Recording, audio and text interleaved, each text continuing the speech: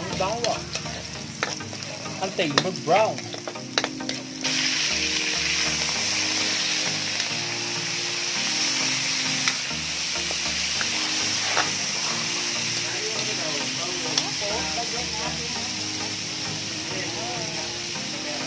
Ayan, lagyan ng seasoning dyan.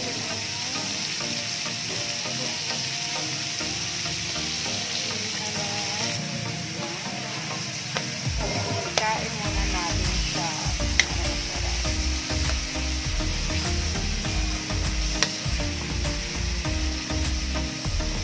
So ito na nga guys, kasama na yung pinakuluan kanina na pata. Ayan o. So papalambutin na lang papakuluan ng mga 10 taon. Lalagyan din ng tubig lang para kumulo.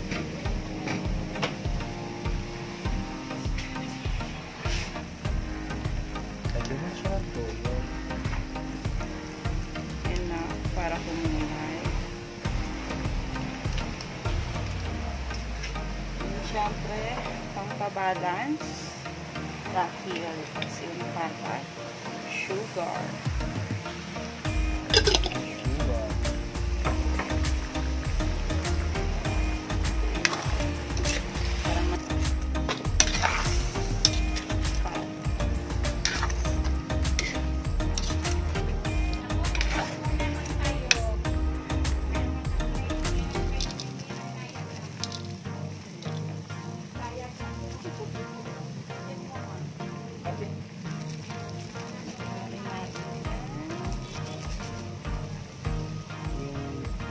Sabi.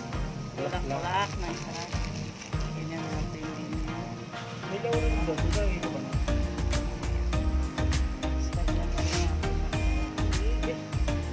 Ayan.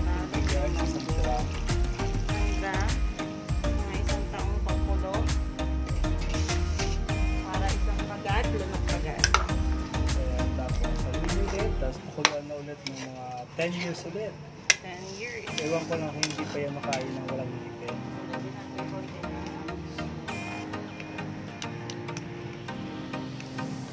Huwag haluin.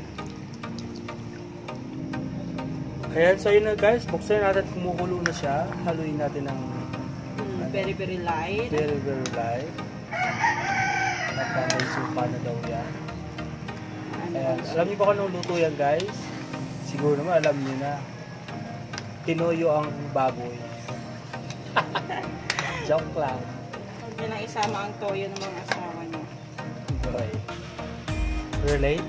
Relate ba kayo? Ito nga siya guys. Wow! Pakuluan ulit natin. Ayan. Pakuluan natin mga 2 taon ulit. Hanggang sa lumambot po siya. Ayan. Diba? Naamoy nyo na guys. Ang sarap ng amoy ang bango.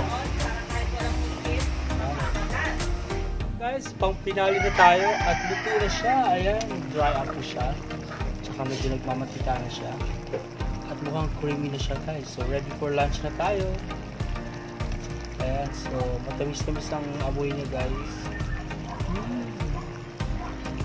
Ayan o. Isang hiwa nga dyan. Ayan. Ayan, kaninong pata ba yan? Jiggly. Muna guys, bye bye for now and eat our lunch na. Bye bye.